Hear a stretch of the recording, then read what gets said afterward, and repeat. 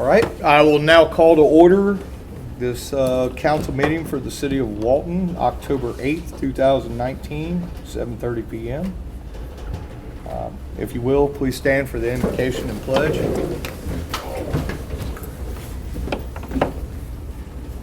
Heavenly Father, thank you for allowing us all to be here another day on your earth.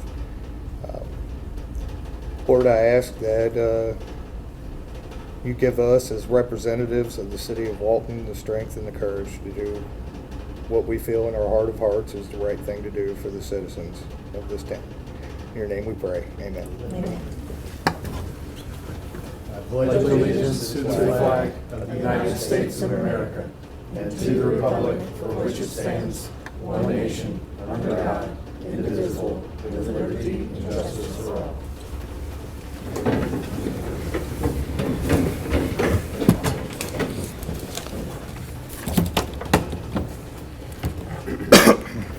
If I could I please get a roll call?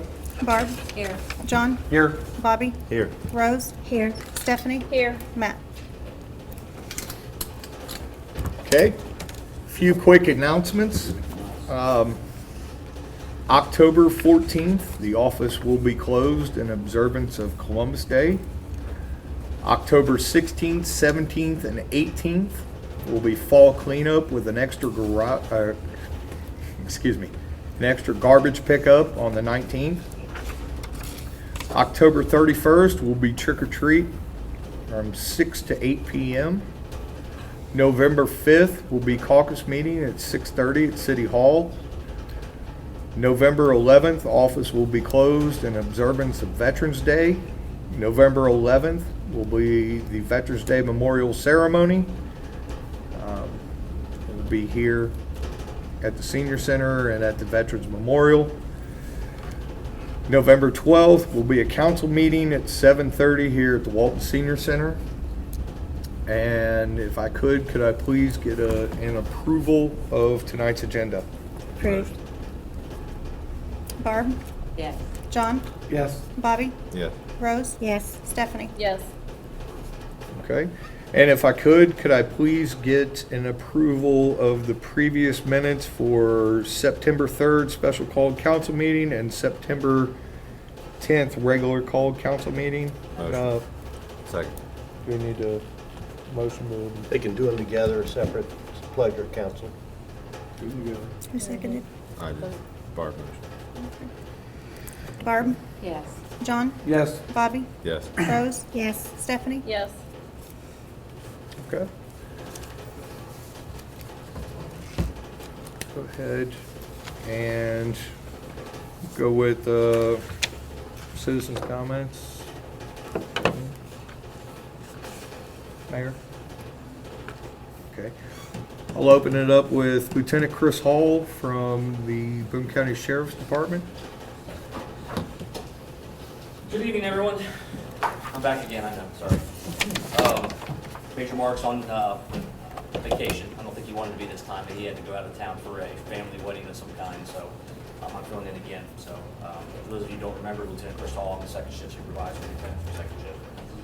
So in reviewing the report for, looks like the month of September, I'll go through each of these and explain if you guys have any questions, please ask. We responded to 4 911 hang-up calls. We had 25 alarms, which would be residential and/or businesses. 18 general attempt to locate. So those are just general trying to locate. It could be a very variety of type calls. 2 animal complaints. We had 32 accidents. Special notation on that, that's 16 of them, half of them were either at the Kroger's parking lot or Flying J parking lot. It continues to be, I believe, a trend, normally well over 50%. We had 2 burglary reports. 15 business checks were completed. 44 papers were attempted. Paper service in civil or criminal papers. 11 complaints of criminal mischief or damage. 17 either verbal or physical domestics. 16 drunk or drug-related calls. 15 emotional crisis calls. 11 juvenile trouble calls. 13 motorist assist, which are disabled vehicles. 2 overdoses. 19, judge's general request for information. We completed 302 spot checks, which are just extra specific, extra patrols. It is noted here that 42 of those were done at the city park, I believe at council's request, for issues going on there. 33 general suspicious activity calls, 11 theft reports, 17 logged traffic complaints, those are where deputies sit on specific identified areas for traffic-related issues. 76 total traffic stops were conducted. We had 35 various vehicle complaint calls, 10 lockouts, 3 calls for wanted people, 41 citations were issued, with a total of 16 arrests made. Any questions? I believe, because I was here last month, I believe these numbers are a little down from where they were last month. We attribute to typically weather, kids are back in school, a little bit more of a hopefully quieter time. Is that, do you know, is that up or down from last year's September? That I do not know, I don't have that data. I could certainly find out for you if you'd like. Maybe another notation on the line underneath, just. Yeah, I would, as Major Mark, because I believe I'll be here next month as well, so I'll make sure to pull the comparison data from last year if possible. Thank you. Relatively a quiet month. Any questions? Anybody from the public? Thank you. Thank you very much.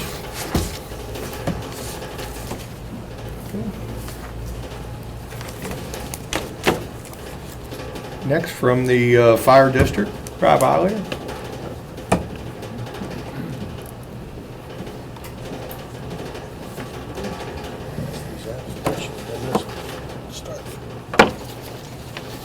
Thank you, sir.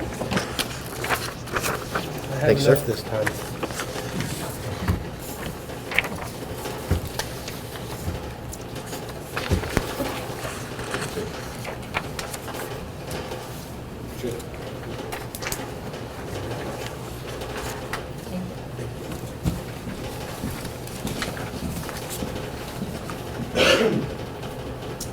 Good evening. Chief Vest couldn't be here tonight. He had prior engagements, so he sent me up here to give you a rundown of our September.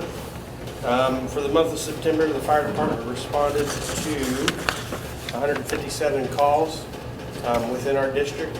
Out of those 157, 93 of those were in the Walton city limit area. That's about 59% of our calls are in this district.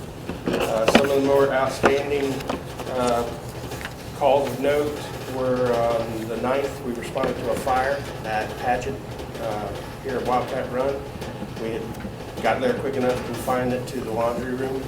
They had a malfunctioning dryer that started a fire inside their laundry room.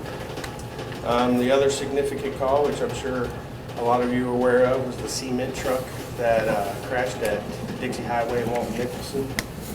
Duke Energy was out there for quite a while. I know your all's electric was down for quite a bit. Minor injuries on that one, so that was very lucky for them. That took them most of the day. I know it messed up traffic for quite a bit. We responded to 7 overdoses and 7 motor vehicle accidents within the month. That's on September 30th, the judge exec of the county extended the burn ban. Forestry's burn ban comes in effect on October 1st, which restricts burning between the hours of 6 a.m. and 6 p.m. It opens back up at 6 p.m. You're allowed to have small fires. With the judge's extended burn ban, there is no banning or no burning until he lifts the counties. I know we just recently had a couple of days of rain, but typically that's not a significant amount. I know we have some coming up, so at that point, if that rain is sufficient enough, the judge may lift that ban after that. Kenton County has the same ban. They started their ban the same day that Boone County did. The fire lane ordinance that we have been working on, that the city council worked with us with, is in effect. Our chief has talked to the business owners in the Kroger shopping plaza and Kohl's. A lot of the businesses are very receptive to the fire lane, and they are looking forward to it. It is the responsibility of the property owner to set the signs and paint the lot, but once that is complete, then the fire department can start enforcing the fire lanes in front of the businesses. It's been kind of a problem for us. A lot of people park right in front of those buildings, and sometimes it blocks our ambulances if we get calls inside there. So this should help free that up quite a bit. We recently did our annual air care training with University of Cincinnati Air Care. It's a week-long training that we do with them. It's a combination of fire incident / EMS incident runs. Gives our firefighters a chance to train some more, work alongside with the air care people that we tend to work with quite a bit on major incidents. So, and the last thing I have is the Firefighters Association's annual trunk or treat is coming up on October 26th. We welcome anybody who wants to participate to bring a trunk out there and hand out some candy. And, that's a combination of the Firefighters Association. This year, UC Air Care is getting involved with it, as well as the Fire Department's Public Education Department. So you're all more than welcome. Any questions? Yeah, I have one, Yes, sir. too. So the burn, you said small fire, so is that like personal fire pits are allowed or not allowed? They currently? are allowed as long as it's no larger than a 5x5 area. It has to be at least 50 feet away from a structure or any wooded areas, anything like that. Somebody has to stay with it, and they have to be able to have sufficient amount of water to extinguish it if it gets out of control. And then secondly, on the fire lane, you said enforcement will start when they put up signs Yeah, and as soon as we paint get the lines. signs that everybody knows that that is now a fire lane, then we can start enforcing. So do they have a timetable to do that, or can, is that just It is all indefinite and just on their? dependent on the their- property owners. I know the chief has been going up there quite often, visiting with them to see how it goes. They have fire lanes in the Kroger shopping mall in the back of the strip malls, but they don't have any in the front, so they're working on it. Kohl's has a fire lane in the back and along the south side of the building, but they don't have any in the front, so they all seemed really receptive, and it sounded like they would, obviously, they're just business owners. They have to get with the property owners, and property owners are going to be the ones that have to set that up and get signs set and everything. So we're going to keep on them and kind of push that along pretty quick because they're Okay. Thank you.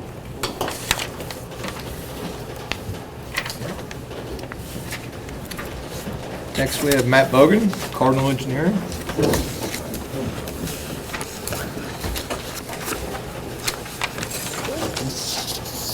Thank you, sir. Thank you, Matt.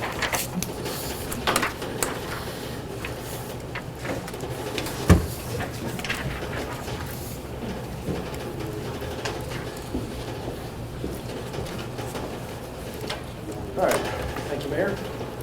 On the High Street pedestrian bridge project, we finally got our final approval back from the railroad on the permit, so we had the all clear to start moving forward with easement acquisition, which is the next big step for the state.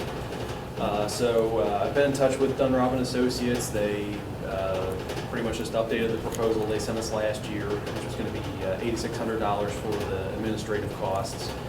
And they're working on title reports now. So they said that first step would probably take about a month, at which time they'll start meeting with the railroad and the other joining property owners and start negotiating the terms of the easement. So I'll keep you guys posted as I know more on that. For the road projects, Rigler completed the first change order work last week. It was the resurfacing on Catalina, Plum, and Bettinger. And right now, Roger and I have just been getting started with discussions about what we're going to work on next year, scheduling and budgets and all that. So right now, Cawthon Run is our first priority, and then he also mentioned Elmwood Drive, which is it's a small street, but it's in pretty bad shape. He said he's been out there patching potholes pretty regularly, so probably some panel replacement out there. The splash park, after last month's meeting, we had a little powwow out in the parking lot just to look over the site plan and talk about improvements. And it sounded like the biggest thing that we needed to incorporate into that, if we use the site out here, is to add parking. So I looked at expanding back onto this side towards the railroad, and I think I can add 5 spaces with what we've got, which is admittedly not a lot.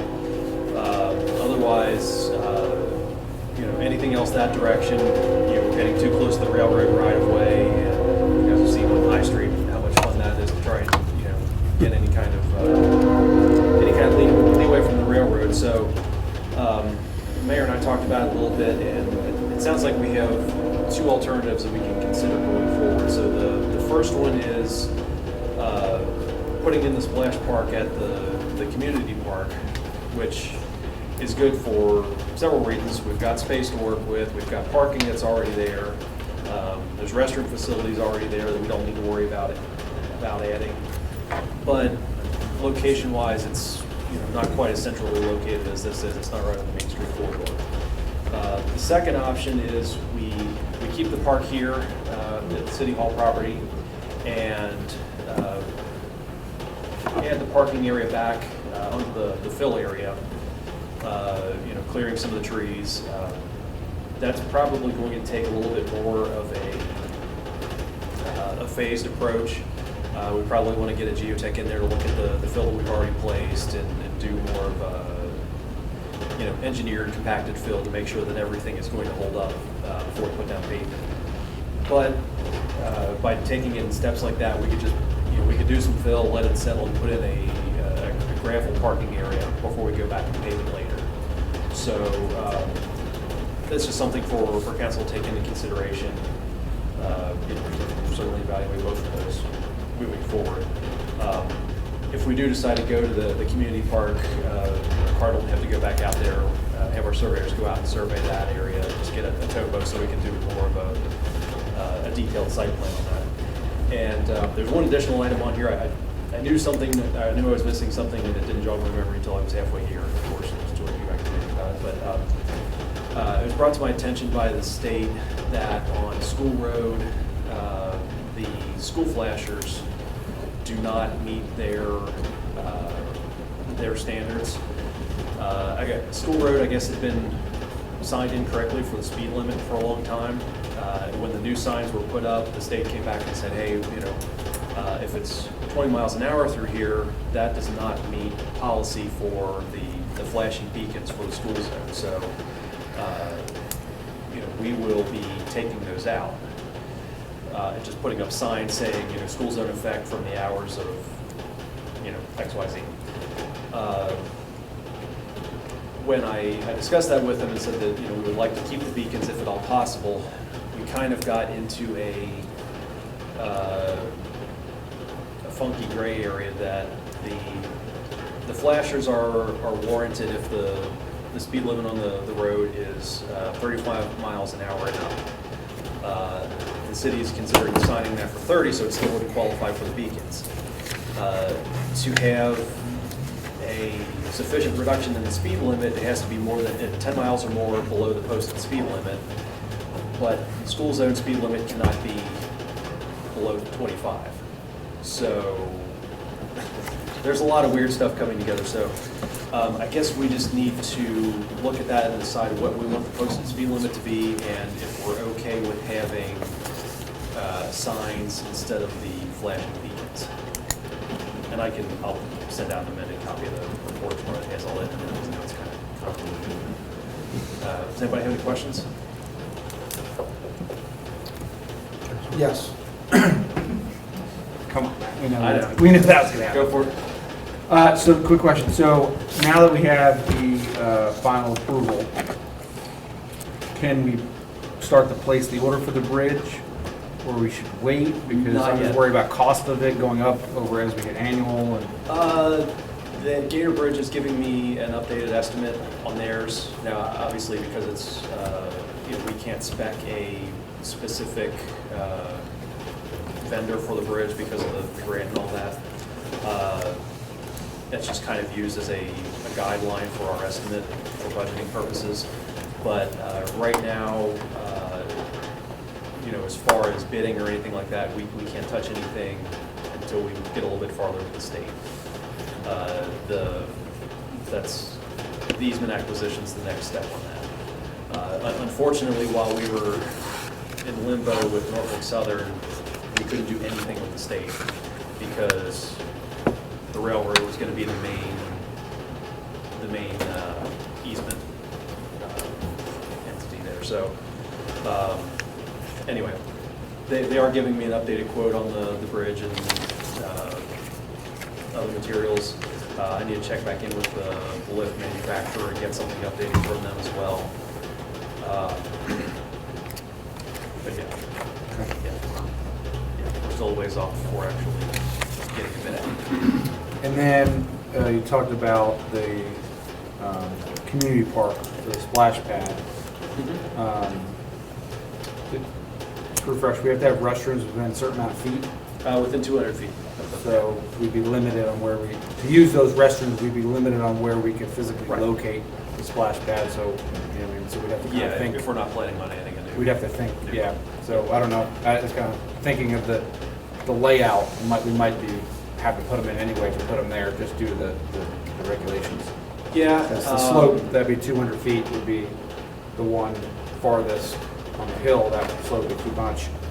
And then the tennis court and the volleyball is more than 200, so we'd have to put it behind. So just something to think about as we look at, I'll tell you what, in the morning, I'll go in the Boone County GIS and I'll just get an exhibit and put a 200-foot radius on there, and so everybody can see what that limits us to with the existing building. I mean, I think it's a decent area.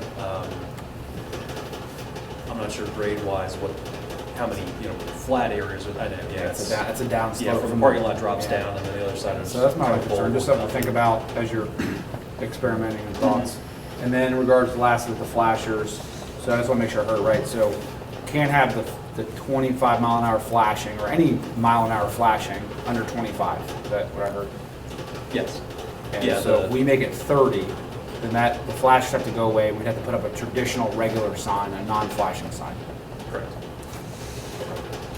Yeah, so it gets into that area of, putting the speed limit at 35 or higher is probably not a great idea.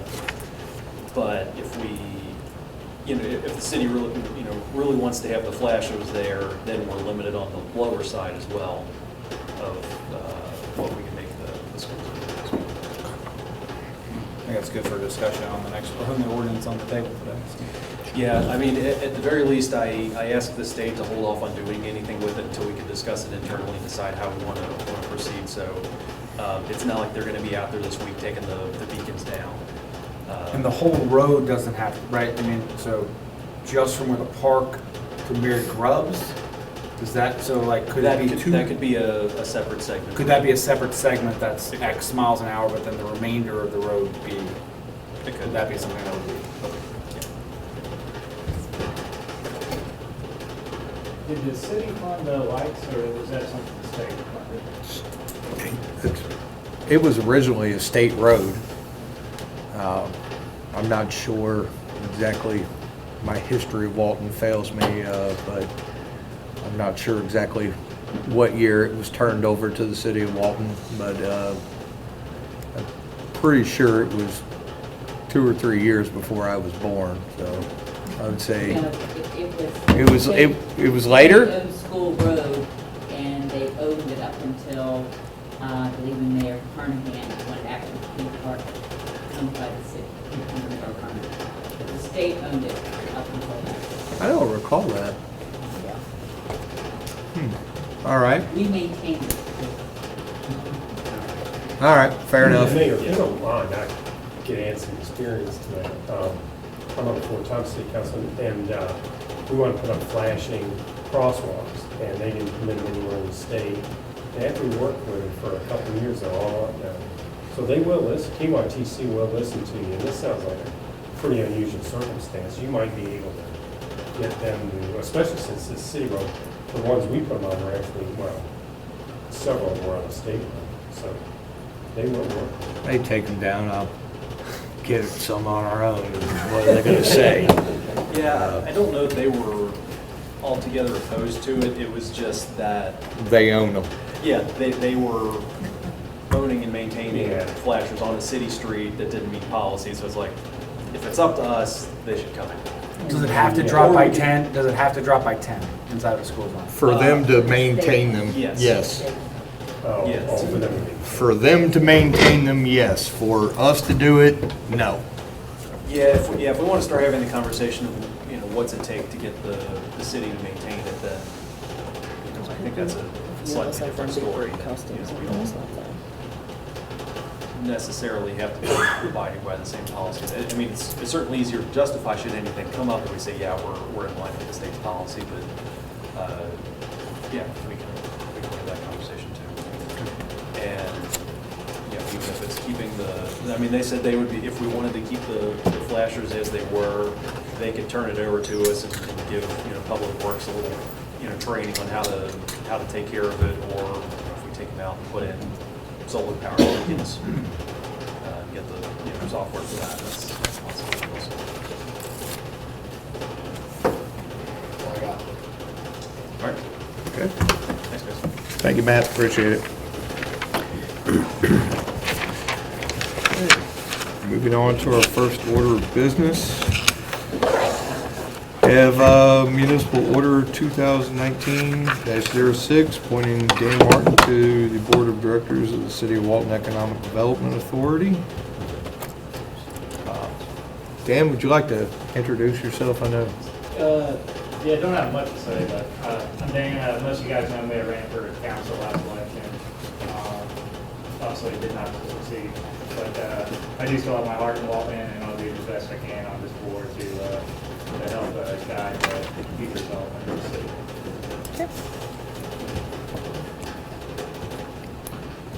Basically, we have an expiration on that board. The term has expired, and the mayor has appointed Mr. Martin. Under the statute and our ordinances, the mayor appoints and council approves, so you'll need a motion to approve this appointment. What was the expiration, who was the expiration number? Dan Simpson. Dan Simpson. I'll make a motion. Barb, Yes. John, Yes. Bobby, Yes. Rose, Yes. Stephanie. Yes.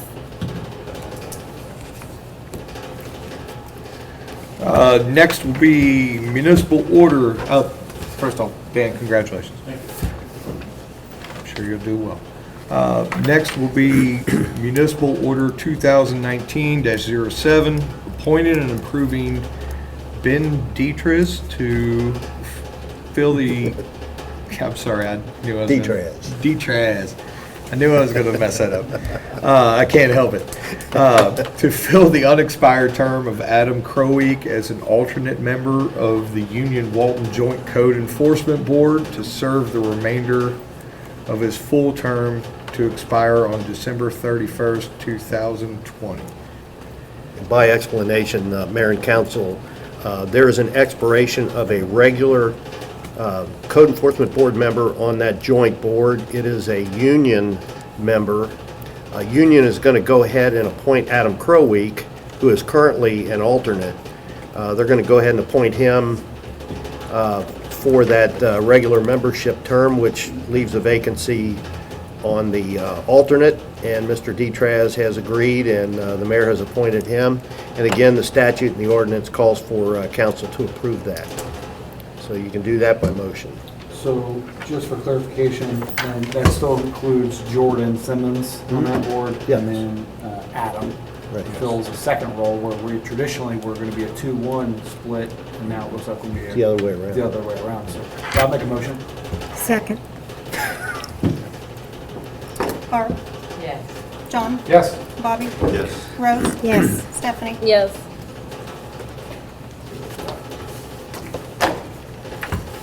Okay. Next will be Resolution 2019-05, incumbent of the City of Walton, city indicating intent to issue industrial building revenue bonds for the purpose of financing, acquisition, construction, installation, and equipping an industrial building project in the City of Walton, Kentucky. Mike? you Yeah, like- I'll introduce Roger Peterman. He's with the firm of Dinsmore and Scholl. He's a bond attorney. Actually would be looking out for the interest of the city in this case. Mr. Doug Brewster represents the developer in this case. This involves the property at the end of Winster Plain. Winstrip Lane. The development is under construction now. You all probably noticed there's a lot of dirt been moved, pouring a lot of concrete. And I'm going to let Roger and Doug take it from there. Okay, I don't know if you all have copies of this, but it looks like we're consistent with the protocol. People are handing things out here at the meeting, so More paper. feel good about that. Thank you, Roger. And I can start when, and Mike's introduced Doug too, who's representing the company. But my role in this is to be what's called bond counsel, as Mike said, who represent the city, although the city wouldn't pay our fee. And that would be paid for by the company. And even though bonds are going to be issued to support the development, finance the development of this project, the city would have no liability for the repayment of that debt. Would not be permitted, is not permitted by the statutes, not permitted by the state constitution. Won't be permitted by the agreements, of course. And so the money will be raised by the company.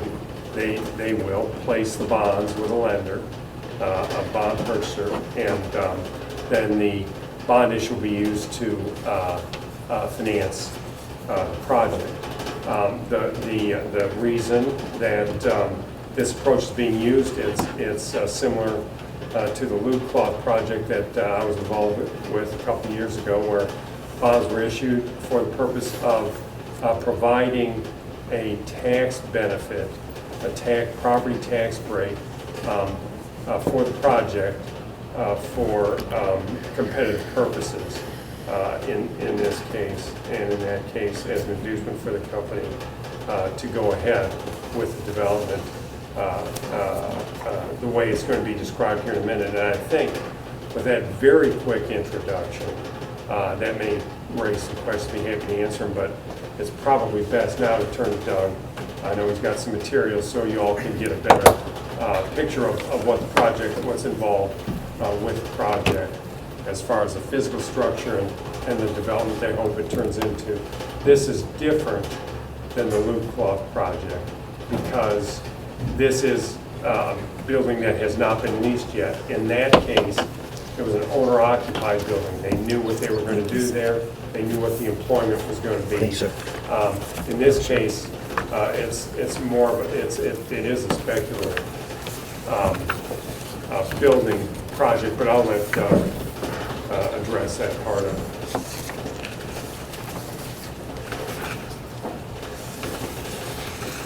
So good evening.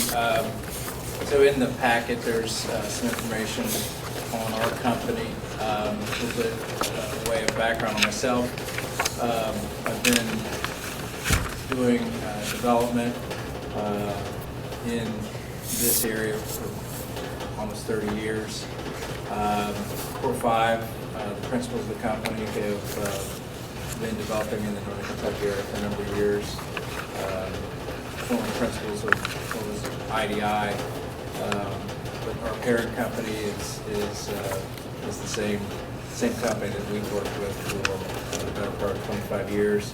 This project, we hope to bring an employment center to, the Wilton Town Center. It's what I would say is state-of-the-art of a building that could be done today. Would be one of the tallest, highest in terms of clear height inside. So it's a very future-proof building. Future-proof meaning a lot of longevity over the years, adequate parking.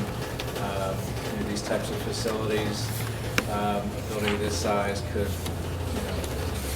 payroll-wise, put a pretty significant payroll and ladders of opportunity for different levels of jobs, from entry level up to executive and tech level jobs. These become very sophisticated buildings on the inside, so pretty exciting project. And we like to be competitive with some of our neighboring communities that offer tax abatement, including Monroe, the city of Indianapolis, city of Columbus, which are typically people that we would compete with on a regional basis. So with that, I open it up to any other questions you may have. I guess the one thing I didn't mention is it is $30 million, so it's a significant project, very significant project. And that's what the resolution provides. That, and I guess I should also add just, technically, this is not to issue the bonds at this point. No purchaser has been yet identified. But it's an expression of intent to issue the bonds. When that purchaser is identified, then we will come back with another official action required by the city to actually issue the bond. So this is preliminary, but it is there is an agreement text resolution that says, you know, at the appropriate time, the city will go ahead and issue bonds. Good? Can I go? Yep. Okay. All right, so a couple things. One, when you say the city is blind, it doesn't have liability, can you just go along there if the project doesn't make it through completion? If it's kind of like a lease deal, right? That kind of how I understand our IRBs. Yep. And so there's no liability on default or anything based on the company. I mean, what? I just want to make sure there is no liability. No, there isn't. And anybody that would buy these bonds knows that they're taking the financial risk on the company itself. In fact, there are standard legal opinions that have to be given in this area, and we will give our legal opinion and take on that liability that there is no risk for the city. We actually give that opinion. We think it's required by the statute. So we're responsible. In fact, our role in this is to draft all the documents. And again, we do represent the city technically, and then we will give an opinion to the city that there is no liability legally. And then in regards to interest on the bonds, right? So that's paid by whoever has them, right? By the company. And By- then, of by the course, they're company. releasing, subleasing now, and that's how the deal works. Sure. And then so that interest then is, they're able to write it off, is that right, or no? The company. The bond interest. Yeah, I mean, it's a business expense, yeah. Sure. They'll depreciate the property.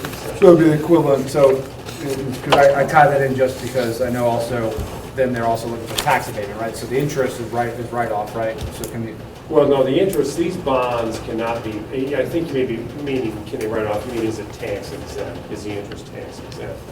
This is one difference between this project and the Loop Cloth project. The interest on these bonds cannot be federally tax exempt because of the amount of bonds that are being issued. That federal tax law limits those bond issues to $10 million. And the capital expenditure, you know, pretty technical, 20 million.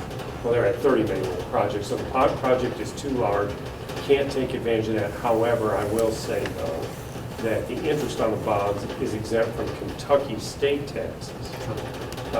Because, again, the Kentucky Constitution provides that bonds issued by local governments don't pay, you know, they're exempt from state income taxes. so that goes to my follow-up question. My follow-up question then would be, since they're not tax exempt, right? If it was a smaller project, they would. To make the competitive approach then would be more in the tax abatement bucket Exactly. than the interest bucket, which directly affects this board, Yeah. right? And so that's my only concern. No, that's a good clarification. That's the only benefit that they get from this is the. Right, so it'd be very different. If it was a $10 million project, we said, hey, you got the interest and we can just take some tax abatement. Right. But really to make competitive, the expectation would be a much larger tax abatement to make it competitive in regards to other areas. in Well, Kentucky. we've had those discussions, and that would be one of the agreements. One, payment in lieu of taxes will be, a precedent's been set by Loop Cloth. As it turns out, a couple of taxing districts were left out. That will be resolved. And the discussion has been to have the same tax abatement that is given for other projects in this area. But that aspect has not been finalized as of this meeting. Sure. Will be by the next meeting. Yeah, because that's, I think, the biggest rock we gotta talk about, right? You know, I mean, because cities' taxes are pretty low, right? And since we're taking it on, obviously, the bonding ability, would, you know, taking on a $30 million bonding ability would hamstring our ability if we needed to issue, right? No. So we can't. It doesn't have any impact on the city's. On total bonds, so if we needed we take a 30 million IRB and No impact on anything, the way this is structured. If it was, yeah, I mean, there are different situations where it could have an impact. In this case, no, because there's no financial liability for the city, so it doesn't affect your credit standing with any potential future buyer of bonds. And it's not federally tax exempt, so it doesn't affect that either. So it really doesn't affect anything. There's no limit on the amount of these types of bonds you can issue under any statutes. And then lastly, you said that the expectation was the precedent of Lukoff on, I'm assuming you mean percentages? Is that what you're understanding? So, and is that just based on a conversation, or just expectation of precedence, or a conversation we've had that I was involved in? Well, we have had some conversation as to the percentages, but that hasn't been finalized. I mean, there's not a lender either at this point. Sure, I get it. So those details, but like I said, you know, it's going to have to come back to this council. Sure. And we expect during the discussions that, you know, what council is going to require, what the council wants, will just be part of it, and that's what we'll present when it's all put together. Sure, I just worry that other precedent on TIFs and other projects have been negative to the city of Walton in regards to our percentages. So I would just expect, obviously, an open dialogue on what that would look like, not based on prior precedent, but based on current project. Right, now, I mean, you know, yeah, that's understood. It's got to be worked out, and you know, there may be some more information on who the tenants might be. I mean, these things develop, and so then you get a better picture of what revenues be generated and so on, too. Doug, do you expect that you'll have one tenant or multiple tenants? It's been my experience with buildings of this size that we've typically leased to one tenant. We are very selective about who we lease to. What I mean by that is we want to bring a good company to the city because it benefits not only us, but it benefits the community, both from what the company invests as well, and having the an employment center like that. I mean, it's a pretty significant size building for the area, and and it's a long roundabout way of doing it. Could it be two tenants? Yeah, but I would say we're aiming for one, and we kind of pulled out for one. I didn't mean to jump on you, John, if you weren't No, done. no, Mike, no, seriously.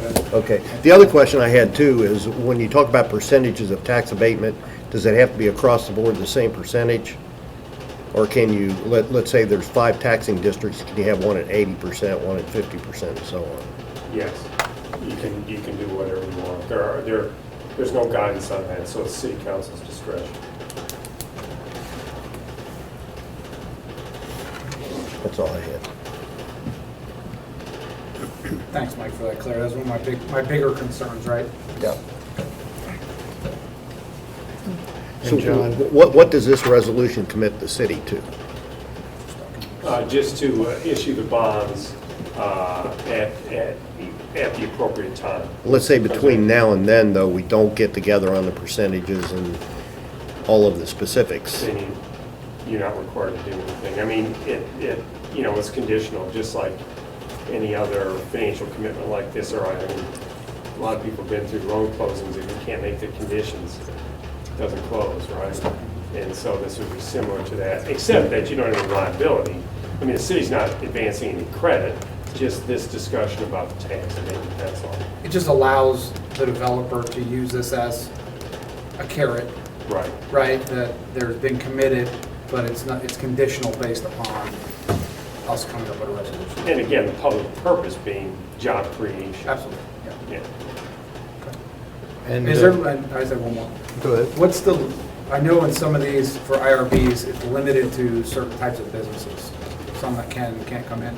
Am I understanding that right? That is correct. So what are some of the ones that can come in, Well, or for. can fall under IRBs? Oh, well, so this building, I mean, the specific statutory language is suitable for manufacturing, or the manufacturing processing of product. And that would be, I mean, it's not an office building, for example, Sure. so No, I get it it. couldn't be that. I just know there's Yeah. some businesses just don't fall Yeah, under no, IRBs. I mean, that wouldn't, it's not a hotel. I mean, Sure. you know, there's a whole list. It's of- similar to what yeah. happened at Showcase. They had the very same structure we're looking at, and, you know, they too had tenants identified. It did help them attract tenants. They landed Coke, and then a big expansion with Graffiti, who was an existing tenant within Erlanger. And that's, you know, we talk about a carrot. It is a big carrot we're competing against cities like Indianapolis that has, you know, pretty aggressive program, as does the state of Ohio, and the closest being Monroe, or something like Columbus. So it allows us to, you know, the best thing we can do is get that building leased as quickly as possible for everybody. And again, I think, you know, we're really excited about it. I think it's, you know, really kind of energizing. I think it'll energize the whole town center more. You know, and, you know, we've been around. You know, I live in Kentucky and been around doing this for many, many years. So we're not somebody that's new to the area, not familiar with, you know, Boone County. That's for sure. And I would say, you know, our as an entity, we've developed a lot in Boone County, and we're excited about the project. So hopefully the city council is too. So.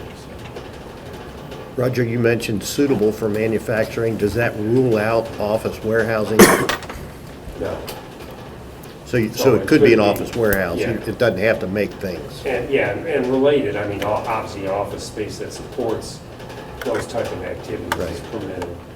But a pure office building would not be. Right. No, that's not what I was getting at, though. But I mean, if you're not making widgets there, can you store widgets? Can you bring them in and ship them out and so on?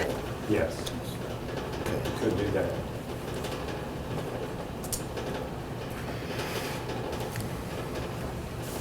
I mean, that's a zoning question too. I don't know about the zone. But it is, It's on county, so it kind of covers the full. yeah, I-1 would rule out a lot of heavy manufacturing. Yeah. Yeah, you look at I-2, and it's pretty onerous to use. That's not what we have. And we wouldn't be angling for I-2 uses.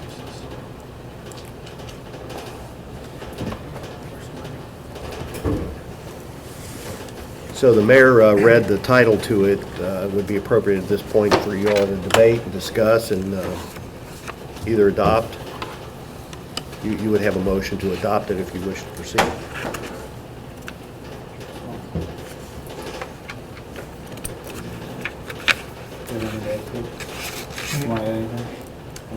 No, I was gonna, I have had some interest in this project from Triad.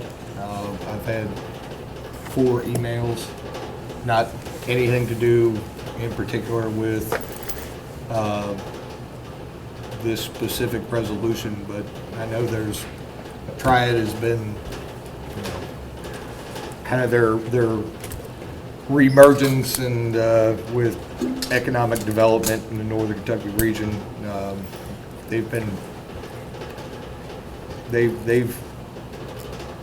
I've seen this building come across my email list at least 4 times in probably the past week and a half. So I know there's interest in this project.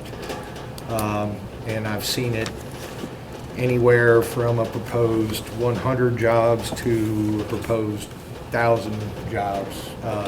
No specific names on any of it.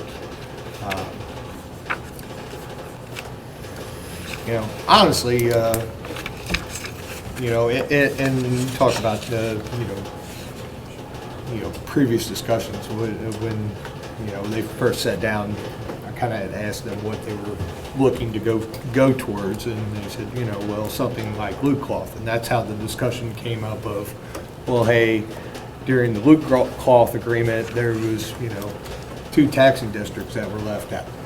So it's not necessarily going to be the same percentage, and that would ultimately be up to you all for further discussion when we get a little further down the line. But, you know, if that, I know truck traffic's a concern, but ultimately, if that place is producing jobs, some of the things that our citizens ask for all the time are going to come by default. Sit-down restaurants. I mean, you know, to somebody with a development property, you know, like that, or somebody that's looking to develop, you know, some of the problems that we've had have typically been rooftops. Everything's always rooftops, lack of rooftops. Well, when traffic leaves a, you know, in my opinion, will surpass rooftops. And, you know, we're not technically obligated, like you said, you know, you can't come to terms, then you're under no obligation to go further. So for the purpose of discussion and going forward, like you said, John, with the carrot, I'm not opposed to this. Yeah, I'm good. Thank you for answering all my questions. I know some of the members know I can be kind of, I have a lot, and it's up here somewhere. But yeah, I'm good with the answers to the questions, as long as, you know, you make commitment that obviously we're 100% included in the process of percentages.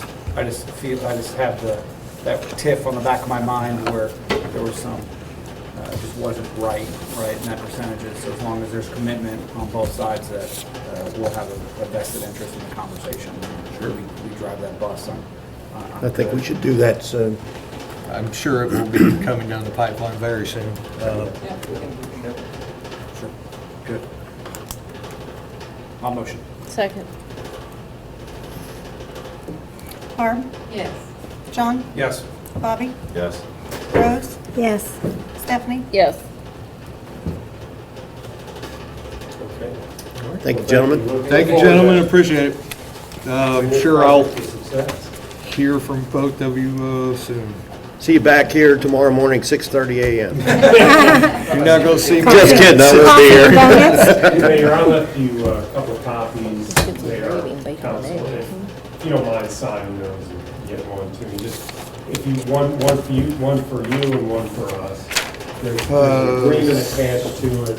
Here, use this one. Which one? Well, I already. Yeah, use the ones I handed out because they have the correct data. But you can do that at your, That's the one you handed out, both, correct? actually, yeah, there and previously. So that's the attached agreement. And, You need it tonight, Roger. Is it okay if he signs it and email it to you tomorrow? do that. You need to, Don't want to take up your time. No, he's already signing it. well, it's good. We got the Douglas sign, too, I should have signed. That's the resolution. You need the There's agreement the also. agreements attached to it. Is it attached to the ones you handed out tonight? Yeah. If you want to sign it real quick. Yeah, you might as well do it so you guys, so you all have a copy yourself here for your records. Here, Sharon. And then we'll just take it. All right. So you dodged the bullet last caucus. Well, I wasn't here. Yeah. We had that discussion. I was down there too. You and I could have met. We could have- You could have figured it out. Oh, you could have made it a. Yeah, but I wrote on it. How real. All right. You can use this one if you want to keep it. You should have never, it would have been a real working trip. He's chief in charge of project. All right. Well, thank you. Thank you, gentlemen, I appreciate it. All right. Let's get back on track here. Let's see.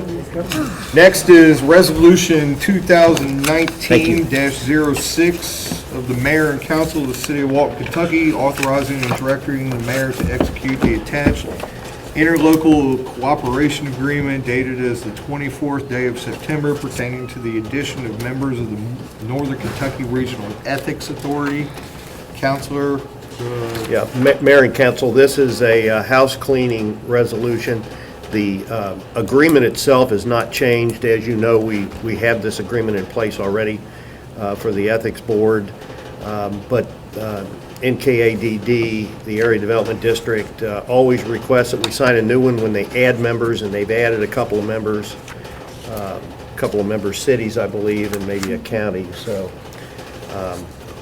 like I say, this is house cleaning. I would ask that you adopt this resolution by motion. Motion. Second. Barb, Yes. John, Yes. Bobby, Yes. Rose, Yes. Stephanie. Yes. Thank you.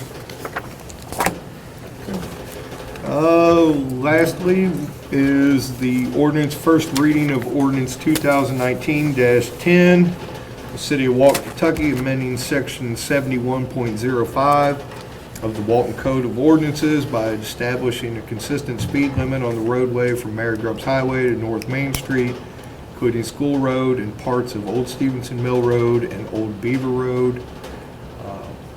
Counselor, would you like to? Yeah, Mayor and Council, this picks up on the discussion we had earlier about the speed limits and the flashing and so on. There apparently are different speed limits.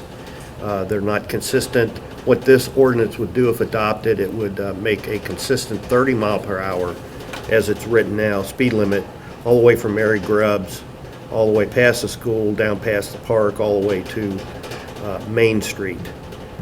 Based upon the discussion we had earlier, if you adopt this ordinance at 30 miles per hour, under the state regulations, we couldn't keep the state flashers up, right? Yeah, so,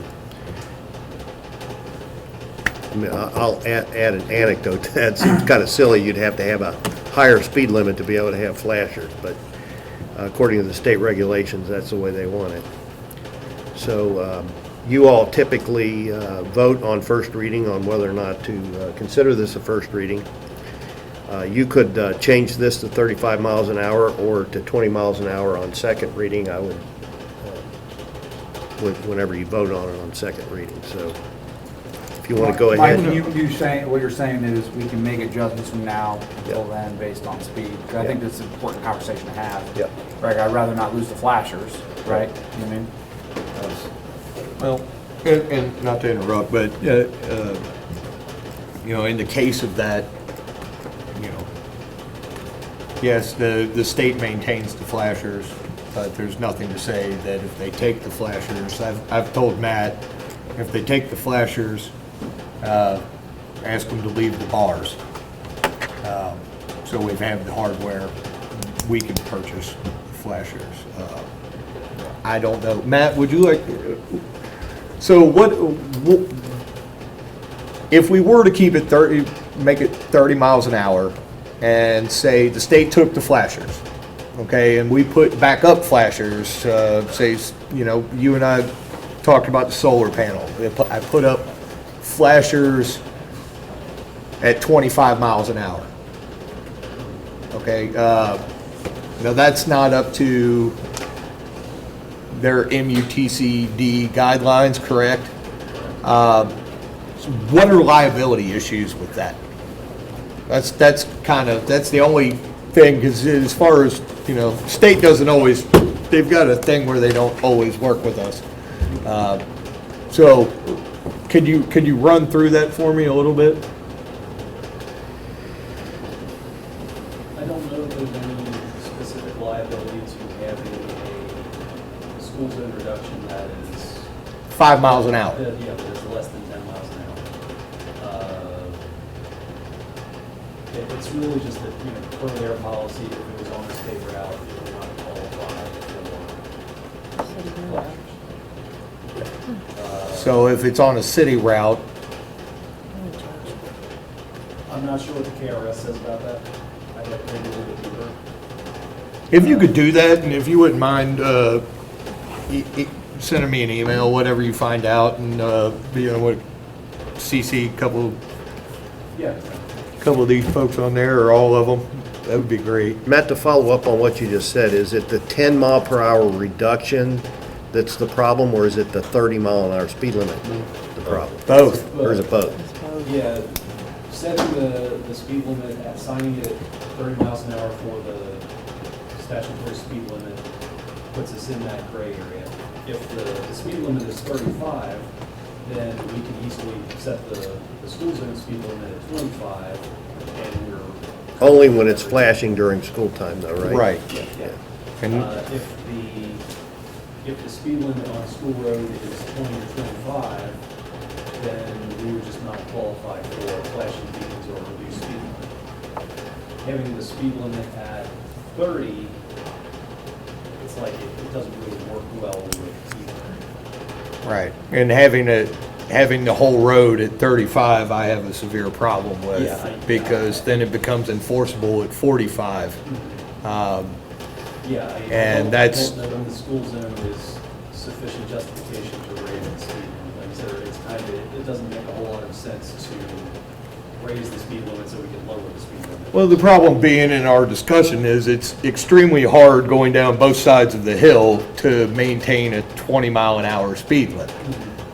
So there was some negotiations at some middle ground here, but it seems with anything, you know, there's some complications involved. So I don't, and Mike, as you said, we can make adjustments to this before the next. At the next council. At the next council meeting. John, Yeah, my thoughts on it, and I get on both sides, is, we may end up having to split the difference and just do school road, traditional school road, Mary Grubbs to the park at 35, and just keep the state maintaining at 25, it's what it was already, and then just making from there to Main Street 30, right, and then with the additional stop signs and the way that you're heading up the hill, I don't think you would create a speed trap, and you just maybe section it differently. and I think a lot of that is gonna have to come down to signage. If we did that, Matt, would we comply with the state MUTC manual?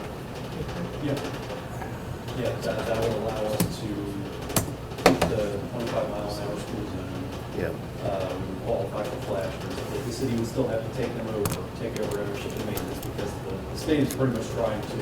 Right, get because it's a themselves city out of road that. now. I think that would be a different ordinance than what you have in front of you. So if that's what you want, we should modify that tonight on first reading.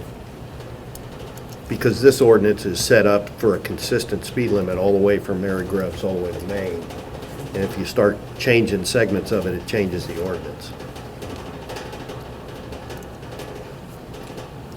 Or there's always a possibility to table it and come back to the drawing board. Table it, yeah. Okay, State so, roads come with the right solution. okay.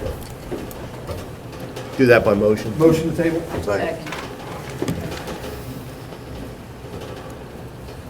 Barb, Yes. John, Yes. Bobby, Yes. Rose, yes. Stephanie. Yes. Okay. We will get back to that. Open it up to council comments.